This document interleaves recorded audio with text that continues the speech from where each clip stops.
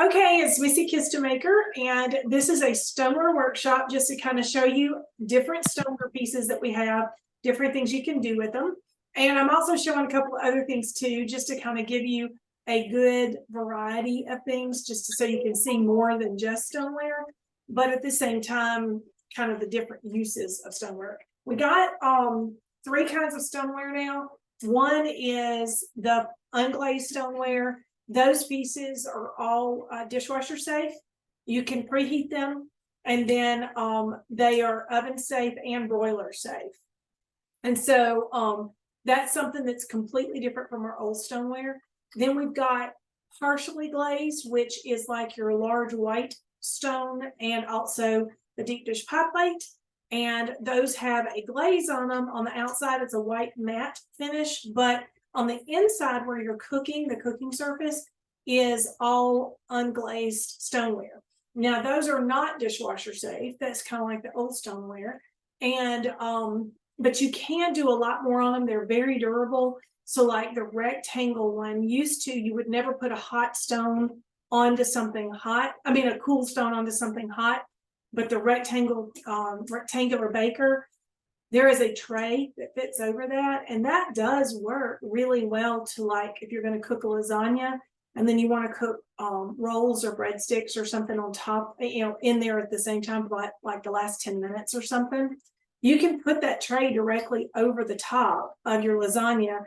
Your lasagna will keep cooking, but it won't brown anymore, and then the rolls will cook on top of it without breaking the stone. So that's very, very different. And then we have the glazed stoneware, which is your chip and dip and some of your serving pieces. Those can be cooked in and washed in the dishwasher. If all this sounds confusing, if you look online and you look under stoneware, you'll see all the different types of stoneware we carry, and all of this information will be right there for you. So what I've already done is I've already cooked a loaf of bread, and before we start that, I'm going to get the blender started. I'm going to make a nacho cheese sauce to go with chips. And so, because just you can't do the Super Bowl without chips, So we're going to start a nacho cheese sauce in here. And so what I already have in here is you have to have milk. You need to put a teaspoon of taco seasoning. And just to FYI, where is it? Instead of taco seasoning has a ton of sodium in it. So what I use instead is our everything taco. It smells just like taco seasoning, and it tastes a lot like taco seasoning, but it doesn't have all the sodium that when you get like a little pack at the grocery store. And so you can add as much or a little of this as you want to when you're making your tacos. And I add this to just about anything that we make that's a Tex-Mex Mexican kind of a thing. So that's, a teaspoon of that in there, some salt and pepper. And then let me get here they are. I knew I was going to forget where my readers were. Okay, so we've got all of that in there, and then we're going to have to add our jalapeno and some garlic. So for the garlic, we're going to put this in the blender. I know, Denise, you're familiar with the blender because I remember using it at your house. We made soup. But what you do is you take your garlic clove, don't have to peel it. This is the garlic peeler. It comes with the garlic peeler slicer set. And you roll it just like Play-Doh noodles. So you just roll it like that. And when it quits crinkling, your garlic clove is peeled. So that was easy. And then we're going to take the jalapeno. And this is the forged cutlery knife. This is the utility knife. I love this. I like all of our forged cutlery, guys. I'm very, very much prejudiced with that. So I'm going to slice this off, the stem off, and then you want to get out as much as you can of the seed and the membrane. This is going to be my trash. The seed and the membrane, a lot of people say, oh yeah, I do definitely want to get the seed out. But the membrane is what holds the seeds in, and the membrane makes it very spicy. So the more, if you want flavor, but no heat, not as much heat, you're still going to get heat. But you use just, and look, I'm putting this in whole, okay? And so, because you don't need to worry about cutting it up or anything. The blender will take care of that for you. Now, if you want all the heat, all the spice, all the everything, just do the whole thing, because this will obliterate the seeds for you. And then we're gonna do garlic. And so now we turn this on, and we're gonna turn the blender. Okay, I thought somebody else was joining us. We turn the blender on here. This is the deluxe cooking blender. This is actually on sale this month. And so this is a nice thing. You turn this on, and there's different settings on this. There is a grind setting, which I'll talk about that in a second. There is a smoothie setting. There is an alternative milk setting. That's where I make my oat milk. Soup, jam. I just love the fact I can make jam. And then also there's a heated puree, and we're going to use the sauce setting. So I'm going to turn it over to sauce. And what the sauce setting does is it heats a milk or cream based sauce. Looks like somebody else is doing it.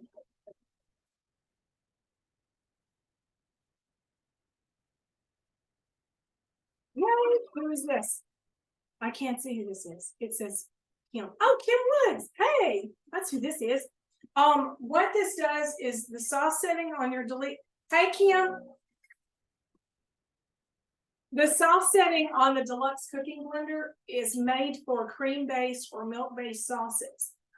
With those, when you cook a sauce like a hollandaise sauce, a gourmet sauce, any of those, Alfredo sauce, what happens is if you're cooking it, you have to really monitor it pretty closely, because if you don't, you will end up with scorched milk or scorched cream, and then that doesn't taste very good.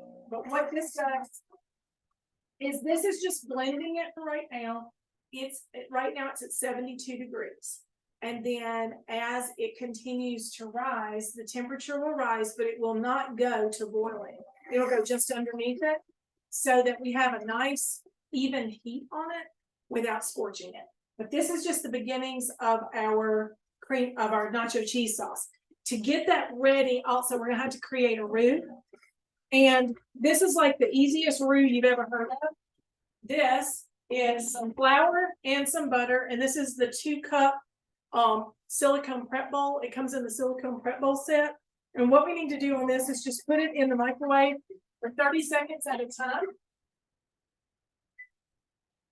I bet you didn't know you can make a roux that easy. Hey, Kim, we can't hear you. You're welcome to turn it up. Sorry, yeah, I said definitely not. Can you hear me now? Yeah, because usually you're standing over the stovetop with the roux like this, so. Oh, yeah. Anyway, so we're going to let that go, and then let it just a little bit at a time. And then what that's going to be is just ready to go when it's ready to go. While we're in the process of that, I'll tell you ahead of time, we have some bread mixes and some soup mixes and some meal mixes. And so all I'm doing right now is just getting this good and all the lumps out, kind of. And this is just the mini whisk that I'm using here. And it's kind of it's still butter colored, but it's a little bit browner than butter. Roux means red in French, so you want it kind of just a kind of an amber, kind of brownish kind of color when you're finished with it. But speaking of this is, we have a couple of different bread mixes and stuff. We have a beer bread mix, and we have the caramel latte mix, which is right here. And you just add eggs, water, and oil to this. It's a really fine powdered mix. And what's funny about it is, okay, my chiropractor, his daughter can't have eggs. And so what he does is he gets our beer bread mix, and he uses that because it doesn't have any eggs in it, and you don't add any eggs to it. And so that's what she likes and she enjoys. This is starting to turn a little bit more. I don't know if y'all can see that, because every time I turn it, it like goes forward. But I'm gonna do it another probably 10 seconds, 10 seconds, because I think it'll be done. But anyway, he talks about the beer bread mix and how good it is and all that. last week we had friends over and I made some of our beer bread mix. Hey Bethany, can you close that door? To the front? Thanks. I made some beer bread and everybody, repeat, not that one, the stairs. The people who attended were like, that is the biggest beer bread. I need that recipe. And I'm like, okay, it's a mix, from Paper Chef. You just mix it up with water. I mean, not with water, but with 12 ounces of beer. You can use soda. You can anything fizzy you want to use. You can use that. And they were like, really? And I was like, yeah, it's just a mix. But what I didn't think about was that cook them in Stoneware. Do y'all have the Stoneware loaf pan? Yes. You have the Stoneware loaf pan. The difference between cooking in a Stoneware loaf pan, well, there's a lot of difference. It rises differently.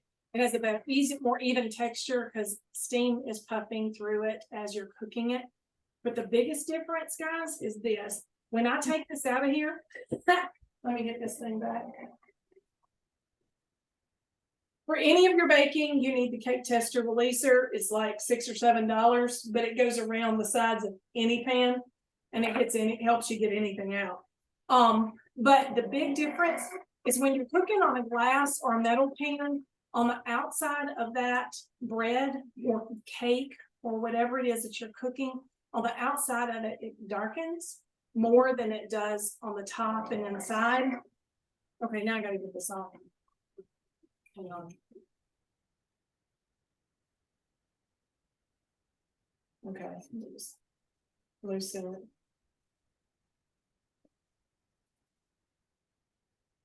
Okay, well now it should come out.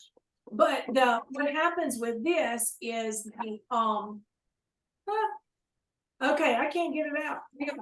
Let me just use something a little bit longer.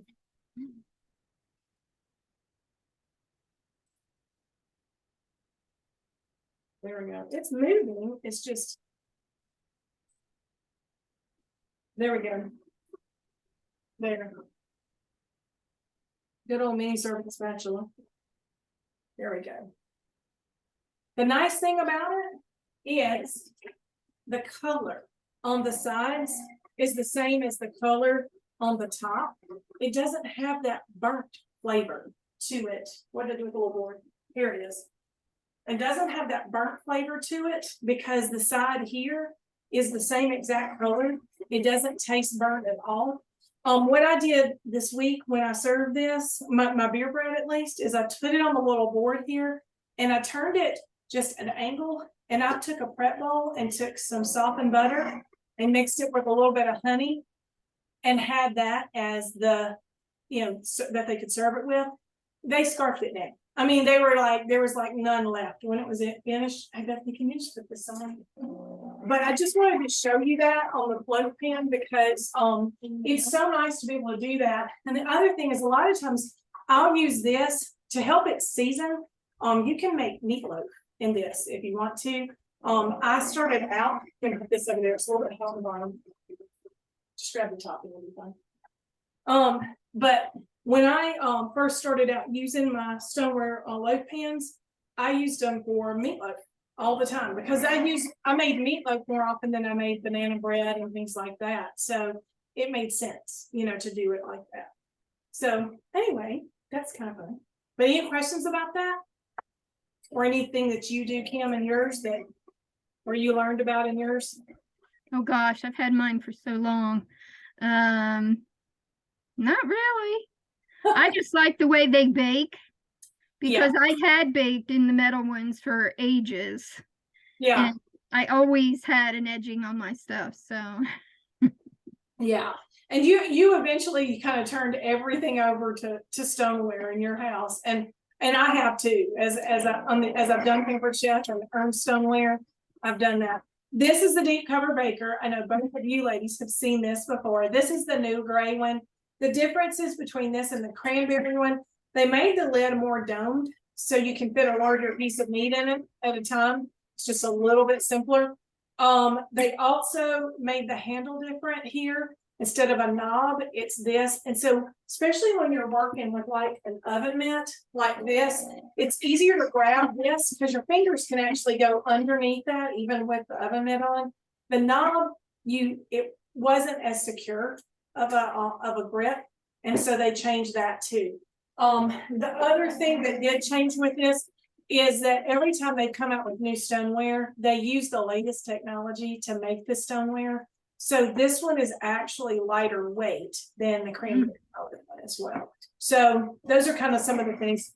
What I have in here is 2 pork tenderloins, and I just coated them in the smoky barbecue rub. And we're gonna put them in the microwave.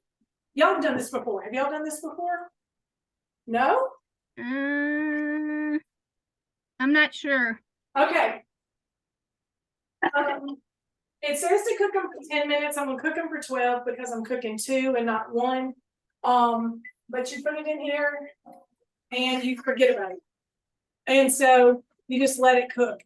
You can cook a pork tenderloin in the oven. You can put it in the oven and cook it slow. You can cook it at 350, whatever your temperature is. And you want to cook it until the internal temperature, I think it's 165. Oh, sorry. Okay. The internal temperature for pork is for it to be done is 160. But what you want to do is cook it until it's about 150 in the microwave, and even in the oven too, because what's going to happen is when you pull it out, it's still hot and it's still cooking.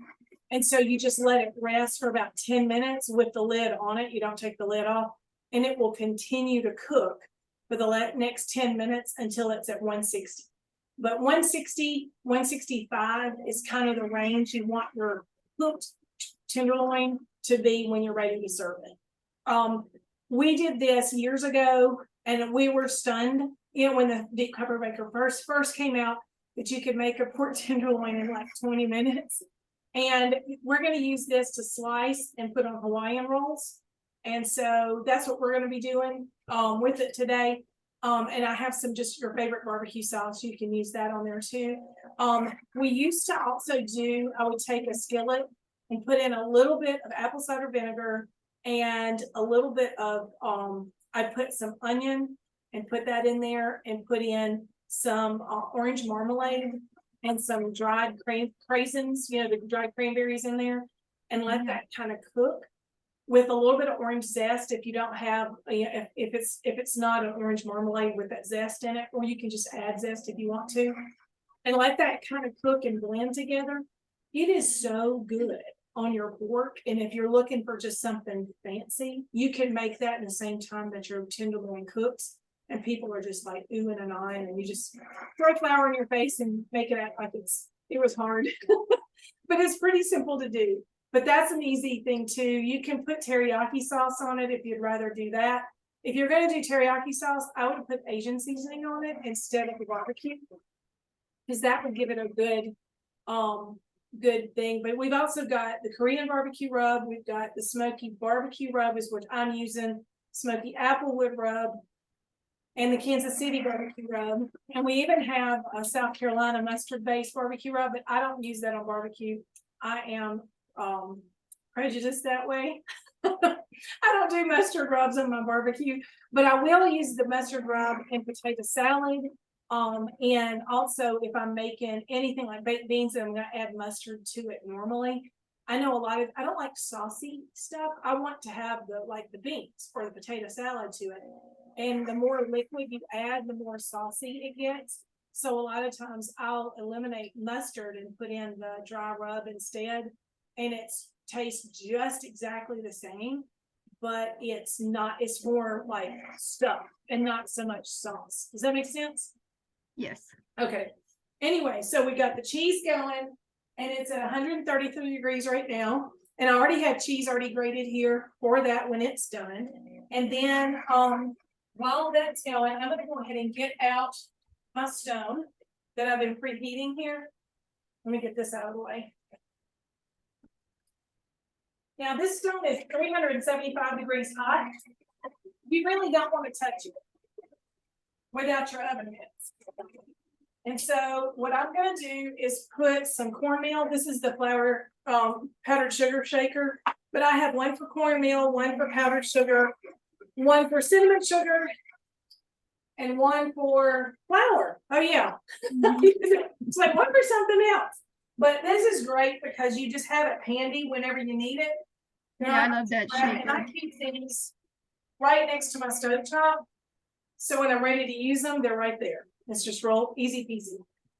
And then I'm gonna grab my trusty can of Pillsbury pizza crust and my baker's roller. And just one tip, this stone is hot. And so what I will do is hit this little cutting mat that I've been using here with this as well. Just like that. And then put my pizza crust on this just to make it a little bit easier to roll out and less likely to burn myself when I'm working with 375-degree stone. So, you know.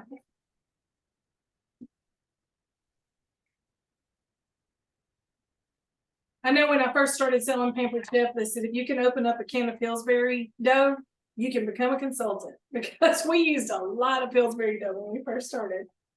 But I don't prefer the pizza crust made by Pillsbury. I would rather have regular pizza crust like homemade. But for sake of a quick demo like this, or if I'm just trying to do something freaking easy, I will use this. The other thing you can do with this is you can take it and roll it out like this, and then you can cover it with butter and then put some garlic, fresh squeezed garlic on here, fresh pressed garlic on here. And then you could put in like some Parmesan cheese if you wanted to, and then roll it up again, and then slice it in little pinwheels, and you could bake that on your stone. And that would be a really good way to have just an extra little thing that's simple and easy to do. So what I'm going to do is just unfold this onto the stone, so I don't have to roll it out so much on here, and I'm running a lot less risk of burning myself. So I'm gonna put this on here, and I'm just gonna run it in the oven for just a few minutes because I want the bottom of it to cook really nice. Here they are. I want it to cook really nice and browned on the bottom. So.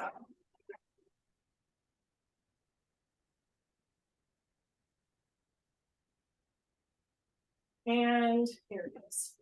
I'm just gonna set this for like 6 minutes because I don't want to overdo it. And you said you're doing that at 375? It's on 375. And normally I do it 10 minutes. So if it's not as browned as it normally is, it's because I just don't want to mess up and burn it during the demo. so that's the way that goes. Okay, what's going to happen here? I've already gotten some cream cheese in here. This is an ancient pampered chef dip. I think this came out when I sold in South Carolina before I even moved to North Carolina. It's called the Chili Verde dip. And this is one of my favorite dips. So Touchdown Taco Dip is really popular, and it's on the website. But this was a little bit different.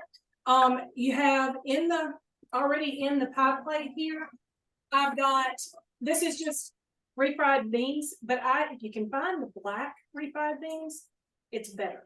It tastes better. And I just mix it with regular Southwest seasoning, old fashioned, going way back.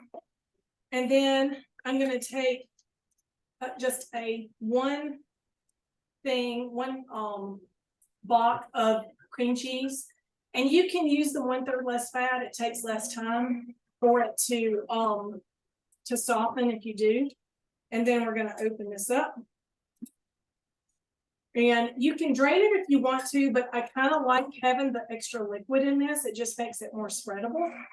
And you're going to dump that. These are just diced chilies,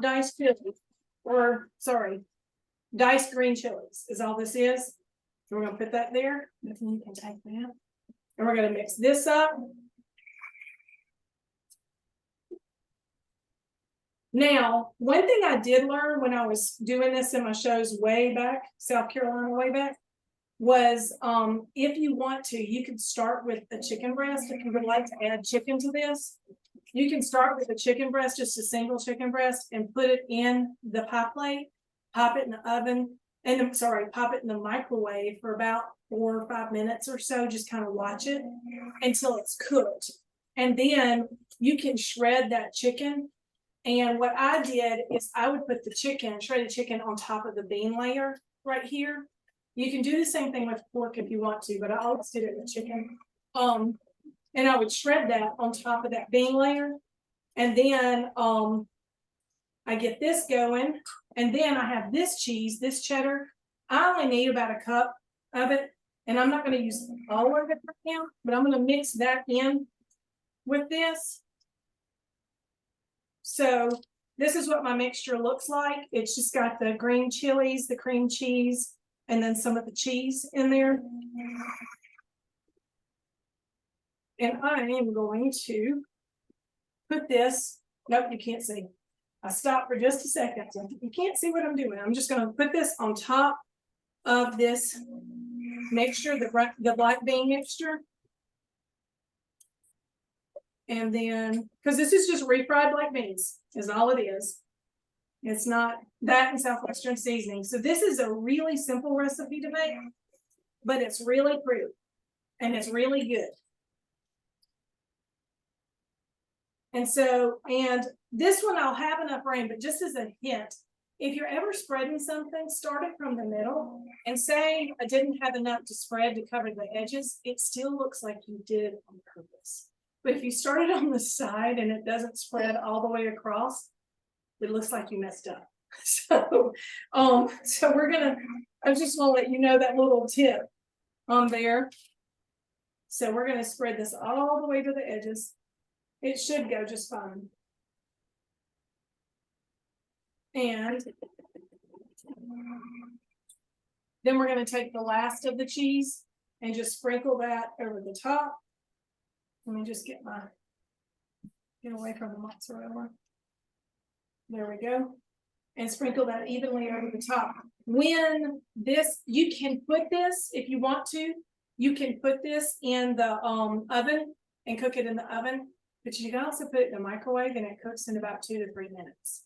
In the oven, it would be about 20 minutes. So that's a really easy dip that you can make. It's really tasty, and you just serve it with tortilla chips, like the ones we're going to do with the sauce in just a little bit. We're going to serve them, serve them too. So that's what temperature do you do that one at, Missy? If you do in the oven, it'll be about 350, 375, somewhere in there, and you're going to do it about 20 minutes. It's going to be about that time frame. Okay, so I'm going to get this out and just check the temperature because I have two. It may take a little bit longer. Oh, they look great. Too bad I don't have smell-o-vision. This smells really good. Okay, so this is the digital thermometer. I love this thing because when I turn it on, it automatically tells me the temperature of the room. It's 75 degrees in this kitchen with me running everything. It automatically tells me that. If I touch the end of it, it's like a thermometer. It will tell me what my temperature is. I mean, it's an instant read thermometer. So what I'm going to do is just the thickest portion. This is 139. So remember, I need to get to 150.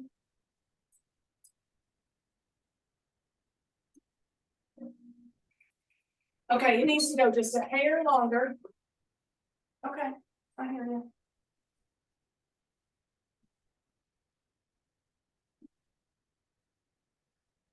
Okay, so I'm gonna let this go for about another 5 minutes. And you have a timer? That's for our pizza. Okay, I'm gonna let it go just a hair longer because it's not, I want it a little bit brown. Let me stop. I want it a little bit brown in there, but not 100%. So I'm gonna set this aside because Bethany's going to a Super Bowl party and she can take this as her dip. So, and she can just cook it there. You know, that's another thing with something like this. If you're going to somebody's house, don't bother with the hot dish because you're gonna have to turn around and reheat it when you get there. Just take it like this, and when you get there, pop it in the microwave for 2-3 minutes, and ta-da! You just want the cheese to get melt and the whole thing to get melty, and that's really all you have to do. It's really, really simple. So you're gonna put this aside somewhere. She's going to a Super Bowl party with the friends from church. Okay, so we got that ready. Our roux over here is ready, and we're gonna start on the spinach and artichoke dip. You want to put this over there? Everybody does spinach and artichoke dip for, not everybody, but it's one of the most popular things that you can do for Super Bowl is a spinach and artichoke dip. So we're going to do a little bit of a twist on that. In here, I've got a half a block of cream cheese and a 1/4 cup of Greek yogurt. You can use sour cream too if you'd rather use that. We just use Greek yogurt. And then this is a little bit heavy on the spinach. It's supposed to be a half a cup, but I had a bag of frozen spinach and a little bit left over, and I knew I wouldn't use a half a cup later. Can you put that in the sink and get me the artichokes? Thanks. So we're gonna mix this up. This is the small blue mixing bowl. It's just cute. It's just pretty. Now, let me get this a little bit mixed up in here, so we'll kind of have it ready to go. And then I'm gonna check on that pizza crust again really quick, because otherwise I will forget. Yes.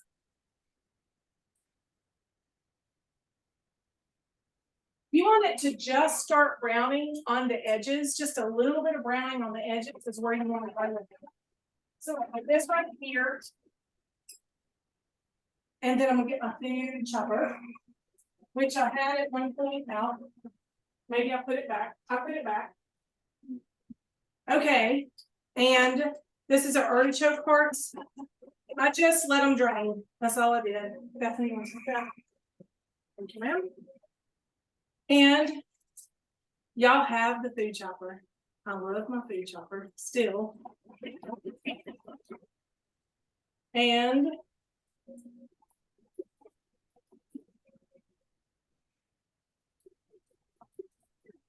okay, so now we're going to take this, and there it is. I was like, what did I do with this?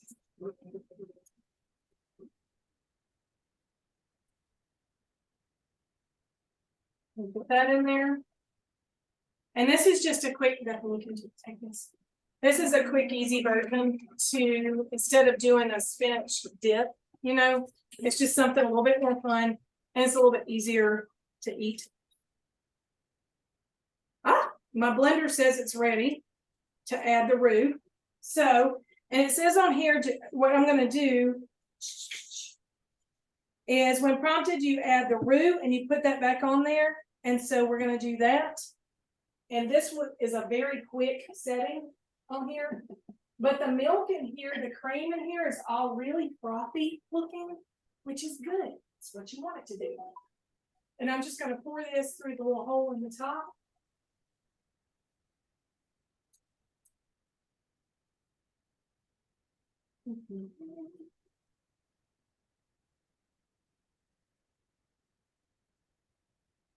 Now, and then we'll put this on the top again. And then you hit, it says add right there. And I just hit the button and it says, that's telling it, I'm telling it, I just added the roux. So that's going to thicken it a little bit.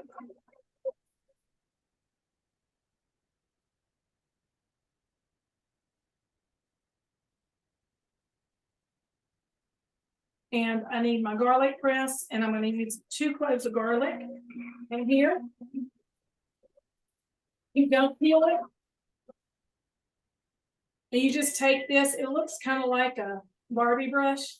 You take the handle of the Barbie brush and scrape off your garlic. And then you open this up and your garlic peel is right there. And then here's your other clove. Do the same thing. Fresh garlic is always better, tastes better than what you buy already chopped up and everything in the store. It's better for you because it's just garlic. and it's less expensive. So kind of all around, it's your best bet. It just, the thing is you need a good garlic press. You need to know you need a good garlic press. And I think both of y'all have the garlic press. But this is what your mixture looks like. Just like that. It looks just like spinach and artichoke dip is what it looks like. Let me, oh, I gotta top the pizza. So we're ready for that.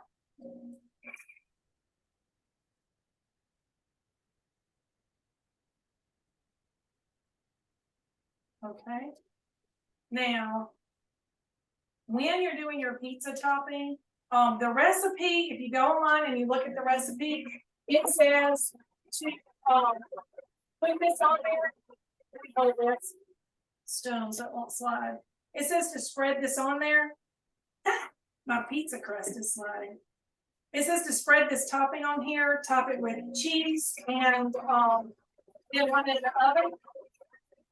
And you can do that, or you can kind of use your imagination here a little bit. There's a lot of versions of spinach and artichoke dip, so add what you want to add to this to get the flavors you really, really like, you really, really want. So what I'm gonna do is, there we go, get as much of the dip as I can. What I'm gonna do is add some red pepper flakes, just a little bit. A little bit goes a long way with red pepper. So you can just kind of slightly hit it, very, very lightly with that. You can put red bell pepper on here if you wanted to. I'm gonna do feta because we love feta in our house. Let's come up with that up there.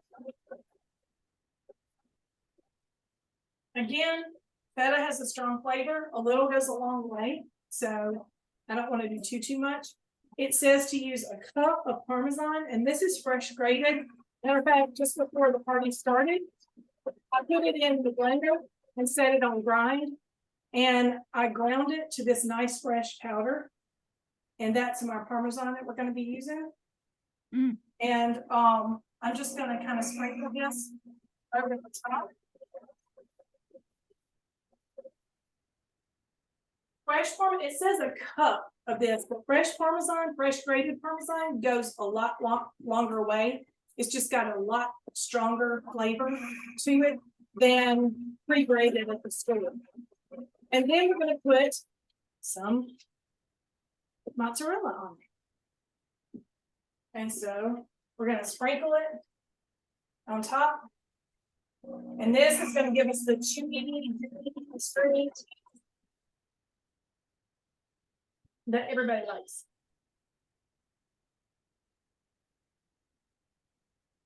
And almost done.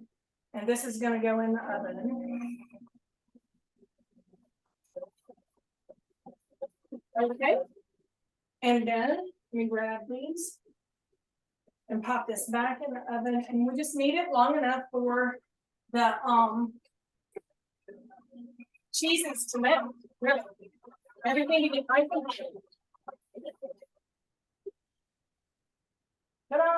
and you just keep it on 375. The recipe says to let it cook on 375 for 12 to 14 minutes. I probably won't let it go that long, but I'll probably do at least 12. I'll say 10 just to be on the safe side. 10 minutes.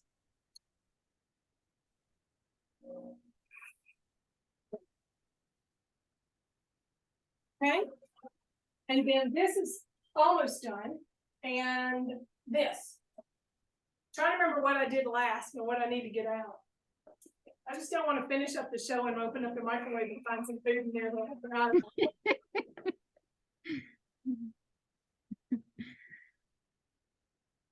This should be nice and done now. Oh, turn it on first. Oh, yeah. So I'm just going to let that sit and rest for just a little bit until the rest of all of this is done. We'll shred that, and then you can just take your serrated knife. The color coded is fine, or you can use like the serrated knife with your forged cutlery I like to use a knife that's long enough to go through the whole package. It just makes it simpler because you can just slice the whole package at once. And then that way you don't have to, it's easier to pull it apart. But if it's only like Terry and it's you and Terry, Denise, and y'all are gonna be, then I would probably do it just a single roll at a time. That way they don't dry out. You don't have them all pre-sliced and they won't dry out. So, but you can serve this pork tenderloin, you can serve it as a main dish with like other recipes and stuff.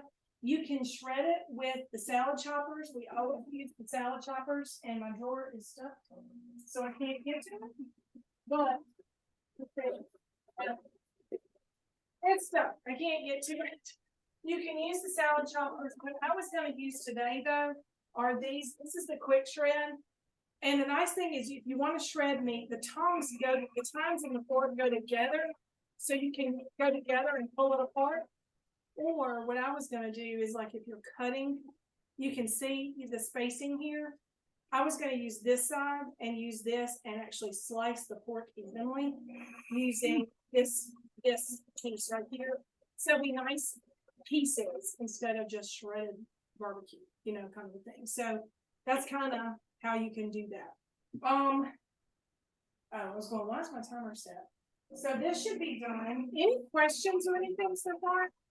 I've shown you all a ton. Show you some new things, some things you've probably seen. Oh, and the artichoke dip. How much of the sour cream would you use? I did a quarter cup. A quarter cup? Mm-hmm. Mm-hmm. And, I had a red bell pepper and I thought, oh, I could slice that up and put that on there too. And if you want to do something like that just for a pop of color, you can definitely do that. That would make it, instead of the red pepper flakes, you could do it that way too. And that would be really pretty and it would look good. It would look really good. I will show you what the pork tenderloins look like because they look really good.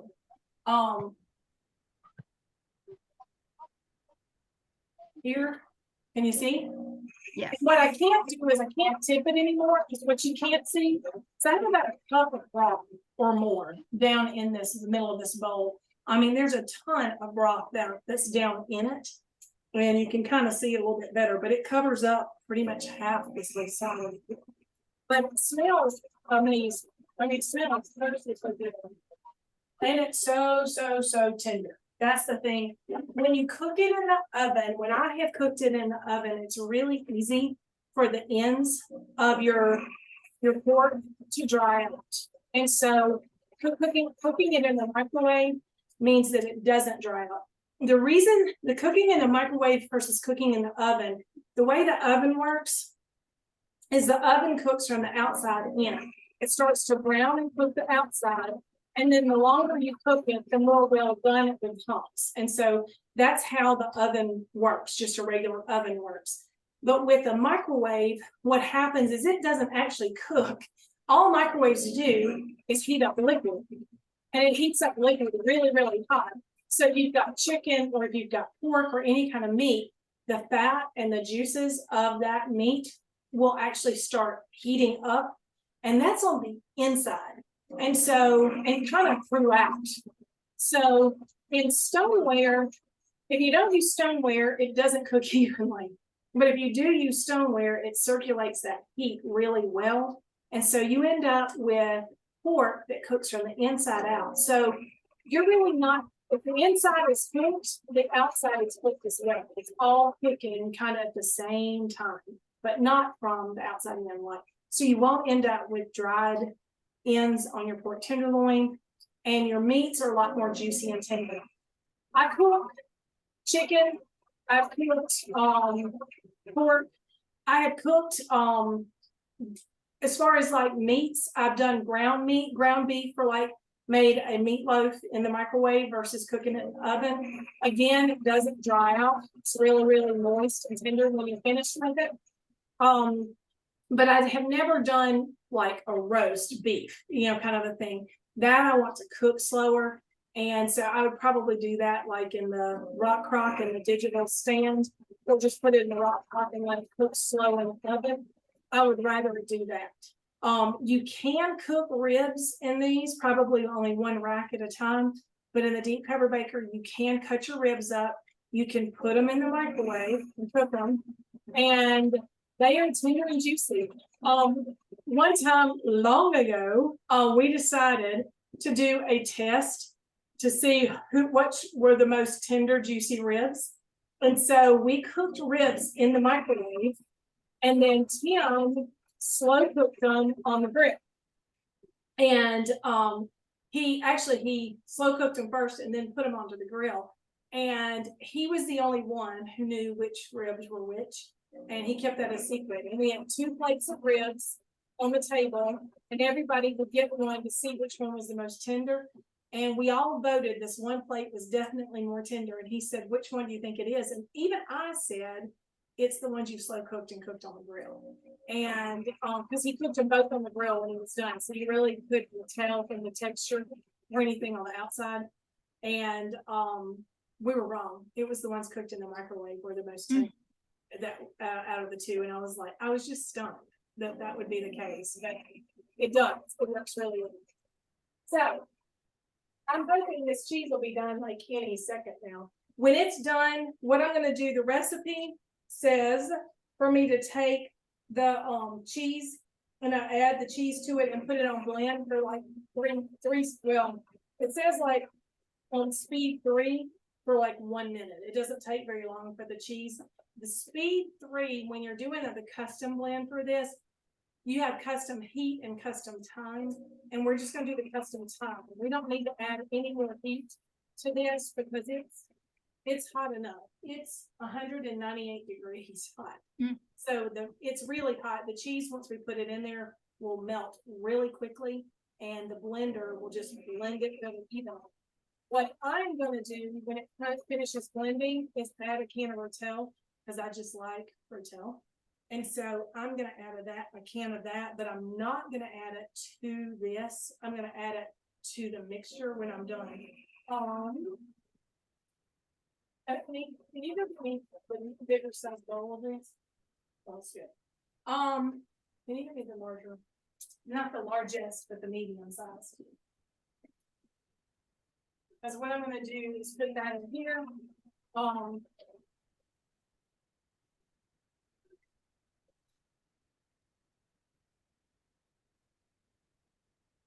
And I'm going to get you, thank you, ma'am. I'm going to get you to, which one is that?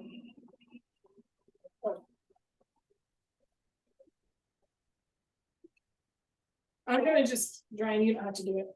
I'm just going to drain a little bit of the juice off of this. So I don't want it juicy. I just want tomatoes in it. So, because I like tomatoes in my nacho cheese. But you don't have to do it that way. By any means, you don't have to. But anyway, was this fun? Yes. Did you learn lots? Yes. I'm a note taker, so when I wasn't looking forward, I was actually writing. Oh, I saw you taking notes the whole time. I'm a little note taker. Now, did y'all have anything you saw that was different or you hadn't seen before or anything? Well, I had not seen the mixer because I hadn't been exposed to Pampered Chef in a little bit. Oh, wow. I hadn't seen the mixture until the other day when I was watching the other demo that Pampered Chef did. Yeah. And I thought that was the coolest thing. Yeah. This blender here, when it first came out, I looked at it and I had just given my blender to one of my girls because I didn't use it. I mean, I had a regular blender and I just didn't use it. And I thought, Bethany's saying that was me. That's why you saw a hand go up. But I thought I don't use a blender very much at all. And so I remember thinking, they're going to put that thing on the front cover of the catalog and I am never going to use it. And I was like, I don't even know what to do with this information, and when I went to a class right afterwards that explained about the blender, and I was stunned because like at Denise's house, I think we did the tomato basil soup at your house eons and eons ago. But the tomato basil soup stopped. The tomato basil soup, when you make it, it obliterates this. Okay, obliterates not the cooking term. It emulsifies. I don't know. Anyway, the seeds, you can't see them anymore. I don't. And Oh, this looks perfect. Now let me get this out so y'all can see it. Ta-da! Isn't that pretty? That looks good. It looks very good. So let me turn this out too. It completely mulches the seeds, so there's no seeds in it whatsoever. And because it cooks at the same time as it's blending, like this is cooking the sauce at the same time it's blending, it thickens it too. And I had a friend of mine who had it wasn't Denise. I'm not throwing Denise under the bus. I'm throwing another friend under the bus. But she had another blender, another high-powered blender, and she asked me to do a show. And she said, "Can you bring your blender? I want to use it at the show." And I said, "Sure, no problem." And so she wanted to do the tomato basil soup, and I said, "Okay, sounds good." And I said, "You need like 4 tomatoes. You need a handful of basil, not much. You need some onion, some vegetable broth." And I think that's all you put in it. And it's not much. And you put it, and we all put it in there and everything. And it cooked up in about 20 minutes or so, 30 minutes. It cooked up this amazing soup. It's nice and thick. It was creamy, you know, it was really, really good. She finished and she decided to, well, she had little cups for everybody to try. And she had her husband and all of her kids taste the soup. And they were all going, "This is good." The thing that puzzled me is she always was a penny pincher. She always made sure that she was not overbuying. And so when I told her to get 12 ounces of something, she got 12 ounces of it. But that show, she had this big old box of tomatoes and this big old thing of basil. And I'm going, "Oh my word, what is she?" And I thought, well, she must be using this for something else. And I just kind of let it go. Well, what she did was she had hidden her other blender. So the next night she pulled out her other blender and she tried doing it in there, and she had a big pot ready. She was going to cook it and she was going to process it in her blender and then put it in the pot and let it cook. And she let it cook and she let it cook and she let it cook. And it wasn't thickening at all. And so then she started adding thickener to it to try to get the same texture and everything. Long story short, it was inedible. Her family didn't like it. Nobody in her family liked it. She did not like it. She sold her blender that she had on to a friend of hers, and she bought the Pampered Chef blender at half off with her show. But I use it for, so I can't drink milk, and so unless it's cooked, unless it's, you know, like this. And so I can't do milk. I'm just lactose intolerant. I've never been able to do it. Sounds like we're almost done. But I can do this. I can do my oat milk in this. I did do almond milk in it once. It took a lot longer than what I wanted to take because I'm lazy and I want things done fast. And oat milk is simple. You soak it for about 30 minutes in water, your oats. Then you pour the whole thing in there, add more water.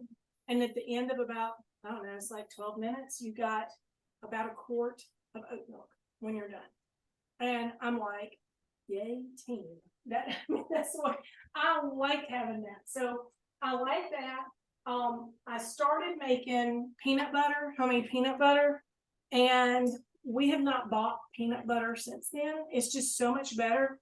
And it's better for you. It doesn't have a lot of stuff in it. It just has a jar, the tall jar of dry roasted peanuts. You can do salt added. You can do honey roasted. I do it with no salt added, and you just pour it in there and you put it on grind. And in 2 minutes and 12 seconds, you have peanut butter. And it's creamy and it's really good. I mean, it's really, really good. So, okay, let's see if I can do this without making a huge mess. I'm so impressed with myself. Okay, here we go. I'm gonna put this in here, and remember, we just want to do custom. So, no, custom blend is the very first setting. So I just punch the button, and it goes to 1, 2, 3, and that's all we're gonna do until the cheese is blended in there.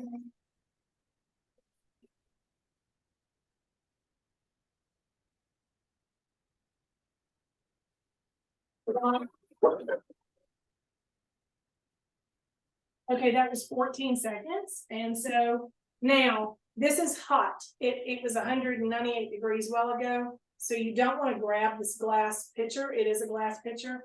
What you want to do is there's a helper handle right here, and then the regular handle over here. You lift up this way, and then you open it up. And can you give me, Bethany, your little bowl? I'm gonna put a few tomatoes in it, and then I'm not gonna try to, well, I can put the whole thing in. I'm gonna put this whole thing in here. Now, the blades on this blender are not sharp, so you can put in any kind of thing like silicone mixer, scraper, anything like that. They're not sharp at all. And also when you're washing it, you don't have to worry about cutting your hand because you won't. There's nothing to cut your hand on. So there's our nacho cheese dip. And I have the chip and dip over there. You can't see. This is one of the Stoneware glazed pieces, the entertaining pieces. Bethany, can you hand me the plate there? This is sold as a chip and dip. But I'm going to show you this. This, you can use it as a chip and dip. You can use it for a veggie platter or something like that. But the other thing you can use it for is a lot of times I'll make skillet cakes in the 12-inch nonstick skillet.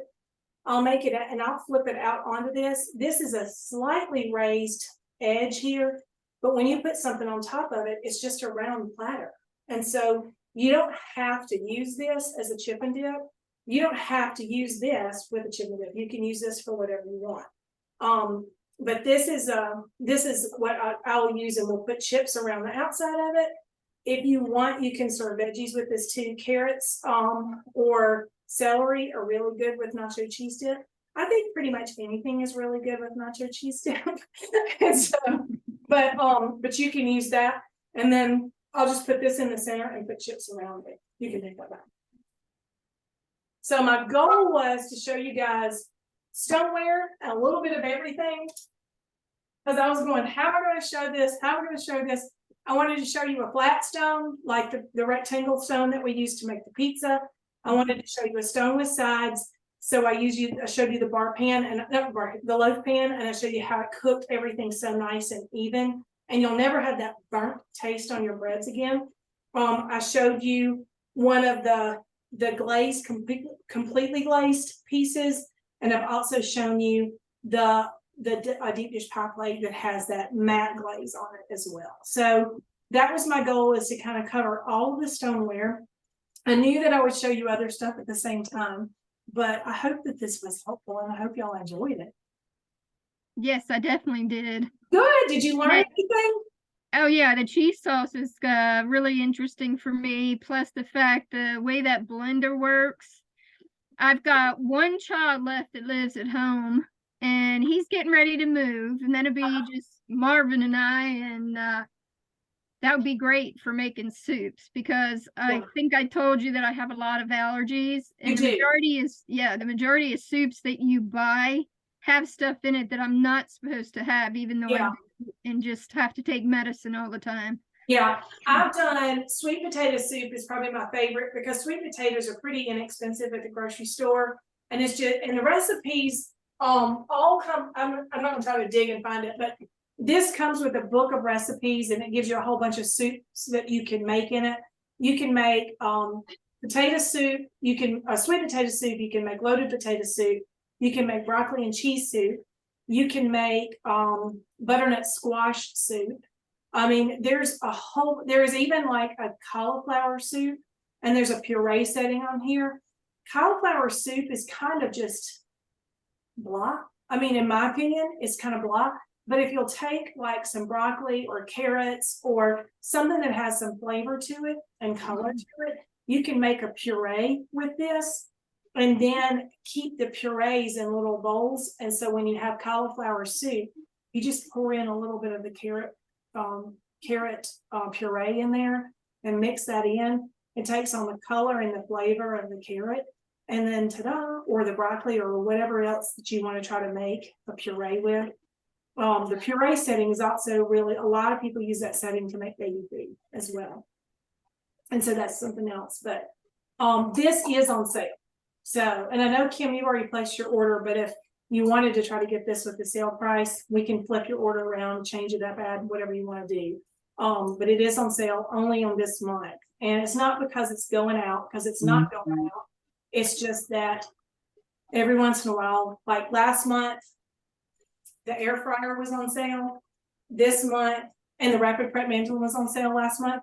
This month, it's the blender and the manual food processor, which I think all of y'all have seen. Y'all have seen that one before, because that one's been out for a little while. But these two are just on sale this month, and it's just, I think they're just trying to help highlight it. And honestly, for me, it makes it easy, because when I'm demonstrating something, it gives me something to, if it's on sale, people want to see it. They want to know what it is, you know, and what it does. And so it gives me an opportunity to just be able to show different stuff every month.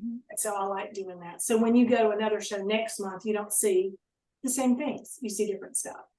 But anyway, well, this is it. But I'll let you guys go and enjoy your day and your Super Bowl day. Did y'all get any snow or anything there? We just got rain. You too?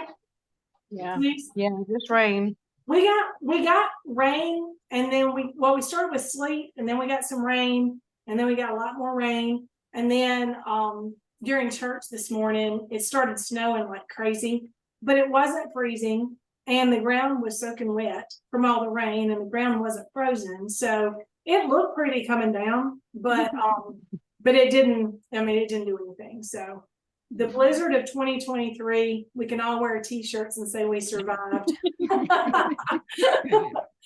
But anyway, well, y'all take care, and thanks so much for joining. I will stop our recording. I gotta figure out how to do that. Stop recording right there.